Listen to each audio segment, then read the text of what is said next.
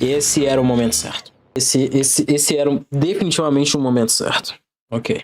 O corpo esfriou de toda a atividade, porque eu tinha vindo meio correndo pra cá e tá 13 graus. Então, hora de pôr a blusinha. E afinal, acabou o exercício, acabou a energia, acabou o calor. Vejamos aqui. Vamos dividir aqui. O que tem de errado, no caso, Isabel Veloso, por nunca vi. Seria a nossa vinagre de maçã versão BR? Eu confesso que Isabel Veloso seria a nossa vinagre de maçã versão BR? Eu confesso que eu não queria ir atrás dessa história e tudo que eu sabia sobre a Isabel Veloso e o câncer dela era contra a minha vontade. Mas eu acho que todos nós que trabalhamos com criação de conteúdo sofremos dessa questão de tudo que a gente sabe sobre alguma pessoa famosa acaba sendo contra a nossa vontade, porém a favor do nosso conteúdo. Então, assim, a gente não tem vontade de saber, porém, se envolver com o famoso é uma coisa que acontece frequentemente. Então, eu não sei nem o que vai ser dito sobre ela.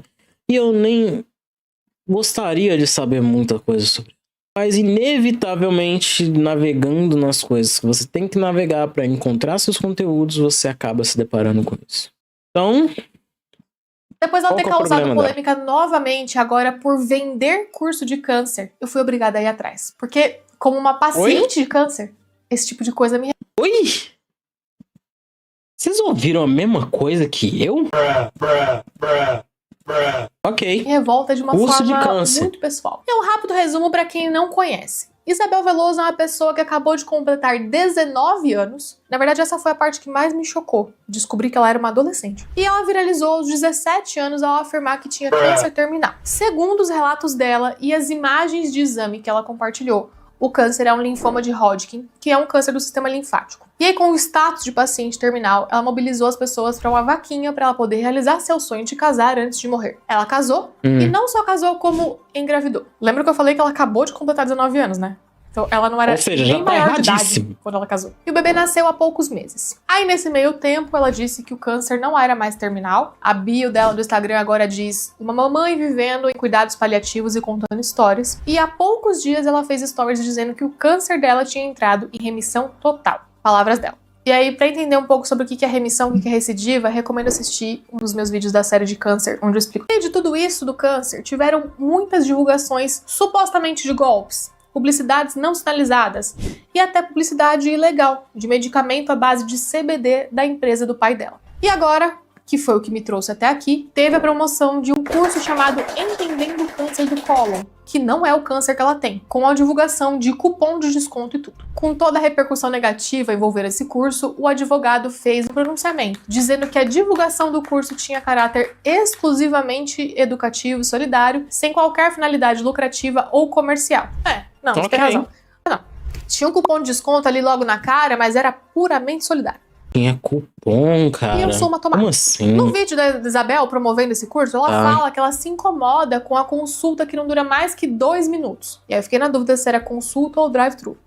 Mas tudo bem. E aí o curso supostamente viria para suprir esse problema e que, apesar de chamar Entendendo o Câncer de Cólon, serviria para pacientes de qualquer tipo de câncer. Segundo ela mesma aprendeu muita coisa. E que o curso foca em acolhimento e empatia e ensina direitos do paciente e termina dizendo que o câncer é muito pesado e a gente precisa tornar ele um pouquinho mais leve.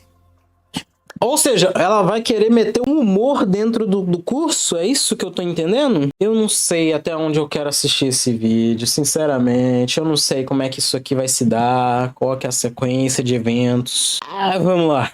Fazer o quê? Bom, eu fui atrás. E é um curso da Hotmart que custa R$ 499, de um perfil chamado Vida Acolhida. Custa... Solidário.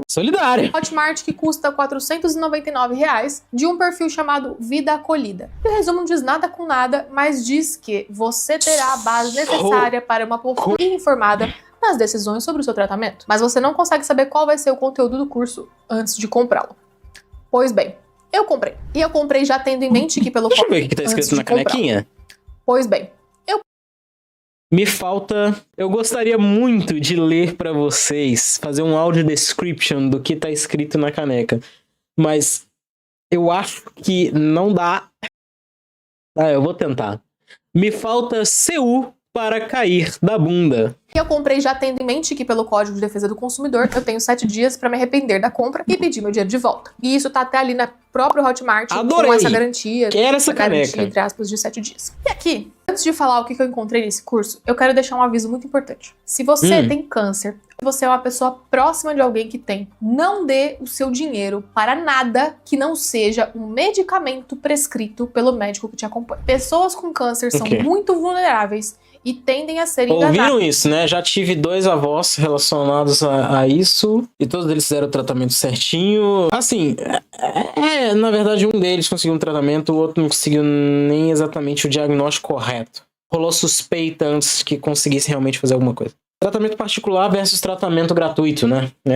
Acontece. Mas enfim, não procurem paliativos relacionados a algo tão sério, por favor. Pelo amor da entidade pela qual você acredita. Por pessoas que sabem disso e exploram essa vulnerabilidade com a certeza de que pacientes ou familiares vão pagar por qualquer esperança de alívio ou de cura. Nenhum suplemento, nenhum curso vale o seu dinheiro ou a sua energia. Foca em seguir o seu tratamento e se alimentar bem. E é por causa disso que eu tô fazendo esse vídeo. Ver uma pessoa que é paciente de câncer explorar financeiramente outros pacientes de câncer é muito revoltante. Agora, supostamente, é ainda mais revoltante. E aí o tempo que eu gastei pra ver o curso todo?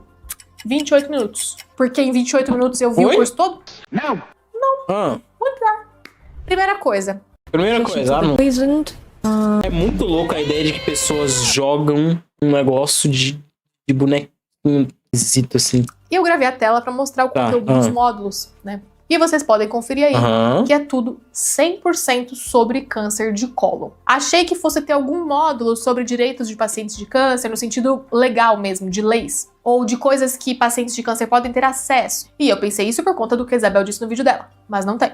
Achou errado? E das 3 primeiras aulas, a única que ensinou alguma coisa que seria realmente útil para pessoas leigas foi a primeira, que falou da anatomia do intestino, funções, etc. As seguintes tentaram explicar como e por que o câncer de intestino surge e falharam miseravelmente. Falou, não explicou nada e usou um monte de jargão que eles diziam lá na descrição do curso que não usariam. E aí, se eu, Laura, já não soubesse o mecanismo de formação de células cancerosas, eu teria saído do vídeo ainda sem saber. Ou seja, nossa, indo contra tudo que eles dizem que fariam. Na aula de fatores de risco e prevenção, simplesmente mandam parar de comprar comida pronta e comprar comida in natura para cozinhar em casa, sem levar mais nada em consideração, como se fosse só esse o problema. Aí depois fala de exames, mas só listou quais... Tá vendo aquela lasanha congelada que você compra? Tá vendo aquela pizza da Pif Paf que você comprou para sua 4ª noite? Tá vendo aquele sanduba da Sadia que você comprou? Foi isso. Tem que parar de comer. Coma alface. Curará. Podem ser pedidos e não explicou. Isso realmente existe, tá ativo. Joguei no Google e achei. Em momento nenhum duvidei que existisse. O problema não é existir. Ser adquirido. O porquê e quando cada exame é indicado. E aí só por aqui...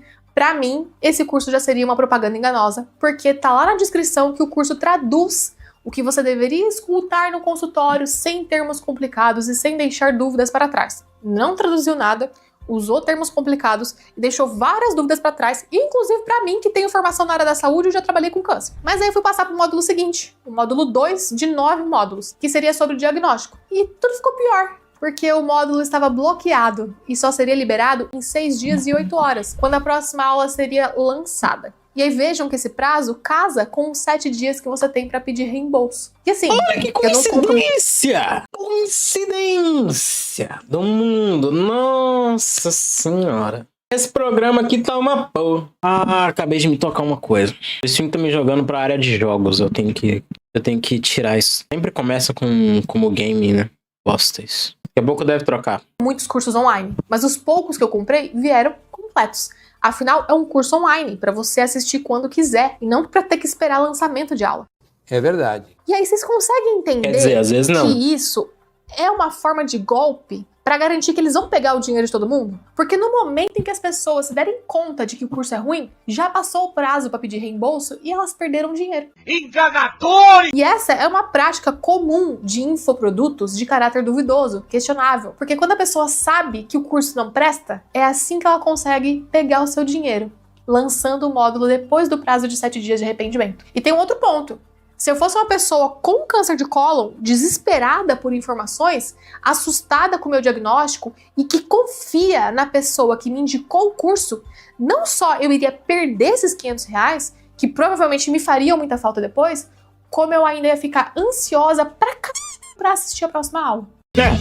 Eu já tava puta com tudo que eu descobri sobre o caso Isabel Veloso, mas ver que esse curso que ela divulgou era mais um suposto golpe contra pessoas com câncer me deixou ainda mais revoltada. E é por isso que agora eu quero expor algumas outras coisas. Com toda essa história confusa, as pessoas começaram a questionar se ela realmente tinha câncer. E aí, quando saiu a série Vinagre de Maçã na Netflix, sobre a qual inclusive eu já comentei neste vídeo aqui, que conta a história de uma influenciadora australiana que inventou que tinha câncer, começaram a dizer que a Isabel era a nossa versão BR da série. Isso. Entendam, não dá pra dizer nada a respeito. Eu não vou me comprometer a dizer nada a respeito do caso Isabel Veloso, porque eu me inteirei, sei da fofoca, sei de um lado e sei de outro. Tenho minha opinião?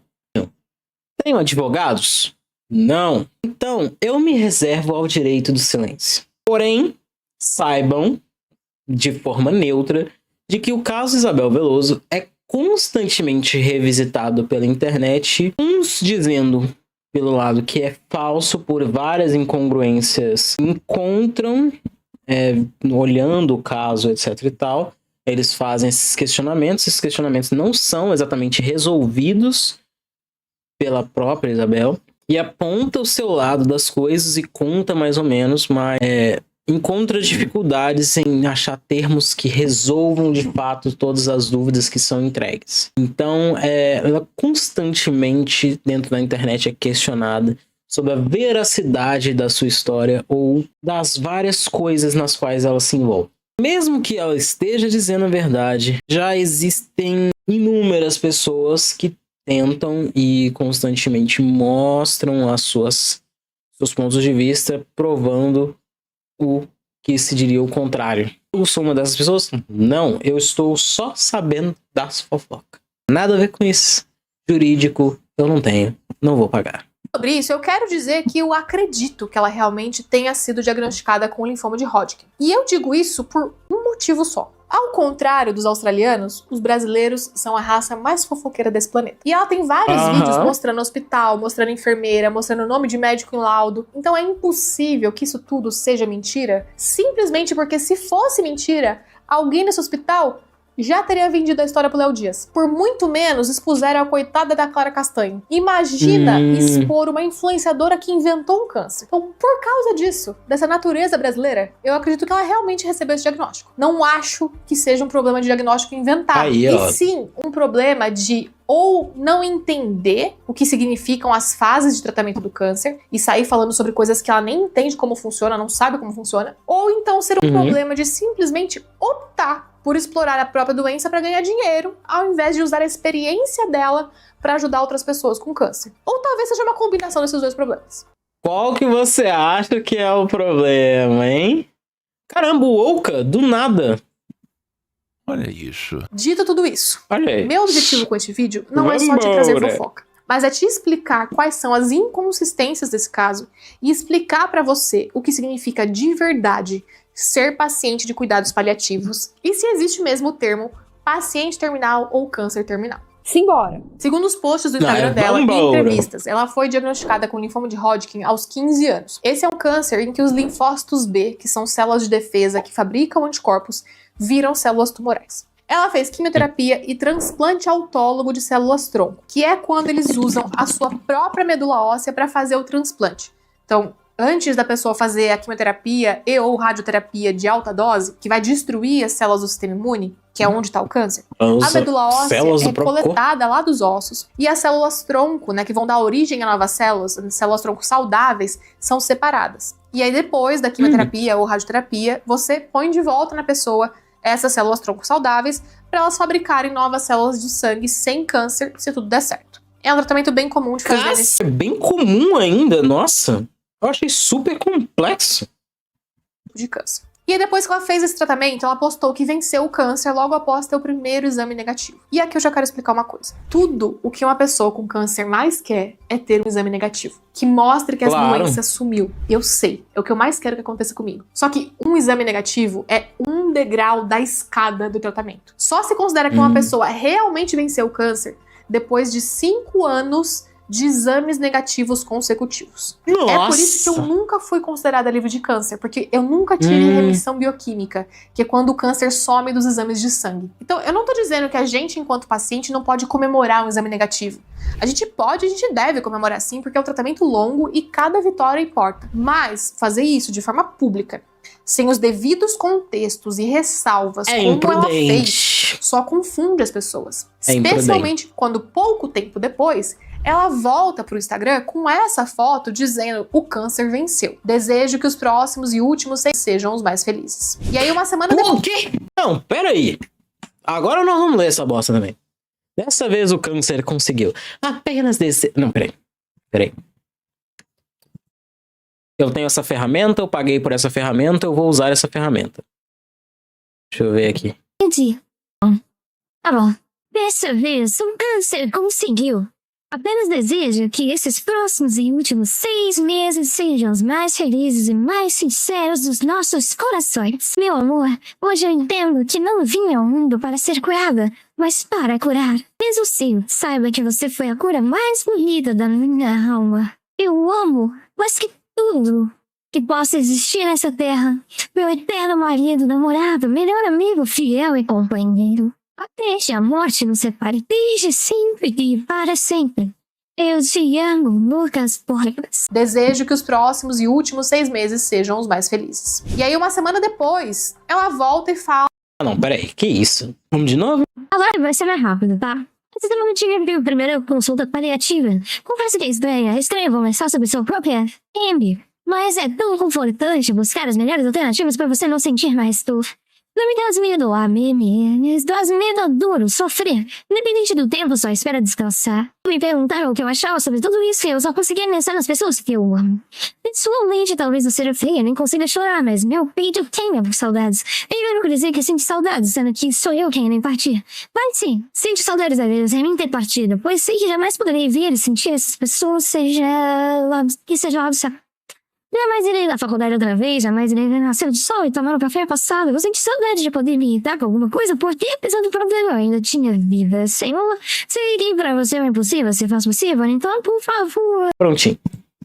Fala que teve a primeira consulta paliativa e como é estranho conversar sobre a própria morte. E é aqui que eu queria chegar. É aqui que tá todo o rebosteio, porque ela foi em tudo quanto é podcast falar que tinha câncer terminal e só tinha 6 meses de vida. Só que isso foi há mais de 1 ano. E depois ela ficou puta quando a própria médica dela disse publicamente que ela não tem câncer terminal. E ela foi pras redes falar que paliativa terminal sim, mas é sem data pra morrer. Praticamente um 007, um novo dia para morrer. Só que uma nova data para morrer. Caramba, hein? Cuidados paliativos não são sinônimo de terminal ou de fim de vida. E também não servem só para quem tem câncer. Cuidados paliativos são uma conduta para qualquer doença que ameace a vida. E o objetivo é melhorar a qualidade de vida de pacientes e das famílias, usando abordagens para tratar dor e outros sintomas físicos, para tratar questões psicossociais e até espirituais. Existe uma equipe multidisciplinar envolvida. Os paliativistas focam em promover conforto e bem-estar para a pessoa em todos os aspectos da vida. Eles não estão preocupados com a doença, porque para se preocupar com a doença, existe uma outra equipe médica. Os paliativistas são a equipe que se preocupa com a pessoa. E uma coisa que a Isabel confundiu e muita gente confunde é que o cuidado paliativo idealmente começa já no diagnóstico. Ele não é um último recurso. Ao mesmo tempo em que você faz o tratamento, pode ser cirurgia, medicação, radioterapia, quimioterapia, etc., você recebe cuidados paliativos para minimizar efeitos colaterais, para aliviar dores, para prestar apoio para a família e para os amigos. A palavra paliar significa literalmente aliviar. Então são condutas, ações e medicações que aliviam sintomas físicos, emocionais e sociais da pessoa relacionados com a doença. E qualquer pessoa diagnosticada com uma doença que ameace a vida, ou seja, uma doença que sozinha tem o potencial de matar a pessoa, pode receber cuidados paliativos ao mesmo tempo que faz o tratamento da doença. Porque esses cuidados servem para tornar todo o processo mais confortável. E aí, se chegar em um ponto que não tem mais nenhum tratamento que cure ou bloqueie a doença, ou seja, quando não existe mais a possibilidade de tratamento modificador da doença, a equipe de cuidados paliativos tem um papel principal no cuidado. As outras equipes continuam acompanhando e tudo segue multidisciplinar, mas a de cuidados paliativos vira a protagonista, porque não tem mais o que possa ser feito pela doença, não existe mais um medicamento que possa ser usado, uma cirurgia que possa ser feita, então a gente começa a focar no que pode ser feito pela pessoa, para que ela tenha qualidade de vida. E aí uma pessoa pode passar anos, décadas em cuidados paliativos. Uma das médicas paliativistas com quem eu conversei tem um paciente com esclerose lateral amiotrófica que ela atende há 10 anos. E esse paciente não está nem perto do fim da vida. É claro que o câncer costuma avançar muito mais rápido do que outras doenças ameaçadoras da vida, mas ainda assim, cuidados paliativos significam apenas que a pessoa está recebendo um acompanhamento que traz conforto junto ou não do tratamento. Existe um pedacinho dos cuidados paliativos que chamam cuidados de final de vida, e esse pedacinho sim, pode ser popularmente entendido como um cuidado de paciente terminal. Mas é um pedacinho. É quando a pessoa já está com os órgãos falhando. Ela não consegue mais manter o pulmão, o coração funcionando o suficiente para se manter viva. Quando isso acontece, a pessoa é classificada pelos paliativistas como paciente de finitude. Geralmente, por essa equipe, o termo paciente terminal não é usado. E o tempo de vida que resta para essa pessoa é expresso em semanas, dias ou horas. Uma pessoa que é paciente de finitude, recebendo cuidados paliativos de fim de vida, seria o que as pessoas chamam popularmente de paciente terminal. E essa pessoa não é uma pessoa que sai por aí para viver a vida, casar e ter filho. É uma pessoa que está realmente com os dias contados. E para deixar tudo mais claro, eu vou me usar de exemplo. Quando eu recebi o meu diagnóstico de câncer, eu não fui encaminhada para uma equipe de cuidados paliativos. Eu questionei um dos médicos com quem eu conversei sobre o motivo disso, já que todo paciente de câncer pode receber esses cuidados desde o diagnóstico. O que ele me disse foi que os meus médicos não entenderam que era algo que eu precisava. Eu não tinha dor, eu não tinha nenhum outro sintoma que precisasse de alívio. Eu não tive questões psicológicas ou sociais que atrapalhassem a minha vida. E a minha família também não precisou desse apoio profissional, porque o meu prognóstico era muito positivo. Eu tenho um câncer que tem 98% de taxa de cura. Então, neste momento, por mais que eu não esteja ainda curada, na real, enquanto eu estava escrevendo esse roteiro, eu estava me preparando para fazer um PET scan, para tentar encontrar onde está o tumor que sobrou em mim. E nesse momento eu tô aguardando o resultado desse exame ainda. Por mais que isso esteja acontecendo, eu tenho várias possibilidades de tratamento curativo e não tenho sintomas ou questões que me qualifiquem para entrar em cuidados paliativos também. Mas vamos supor que encontrem um tumor num lugar inoperável. E aí tentem tratar com quimioterapia e aí nenhuma terapia funcione. E depois disso não tem nenhum outro tratamento possível. Aí eu migraria para um acompanhamento paliativo, porque acabaram as opções de tratamento curativo. Eu não tenho mais como modificar essa doença, e eu acabaria caindo naqueles 2% que não se curam. A partir disso, eu seria acompanhada pelas equipes que já me acompanham para monitorar o avanço da doença, mais a equipe paliativa para me aliviar sintomas, mas eu não seria uma paciente terminal, porque chegar nesse cenário não significa que eu tenho só alguns dias ou semanas de vida, significa que as minhas opções de tratamento naquele momento terminaram. Cessaram. Essa é a Úrsula Corberó, uma atriz que estourou mundialmente por causa da série La Casa de Papel. E por conta disso, ela foi convidada a participar de vários programas e entrevistas lá nos Estados Unidos. Nossa, ela é muito diferente quando ela tá fora do papel. Que bizarro. Ah, agora eu entendi! É isso que eu queria que vocês entenderem. Agora todas as peças se encaixaram. O que significa estar sob cuidados paliativos? O que significa ser paciente terminal? É por isso que é muito estranho uma pessoa terminal voltar desse estado e virar paciente paliativo e depois anunciar que está começando um novo tratamento.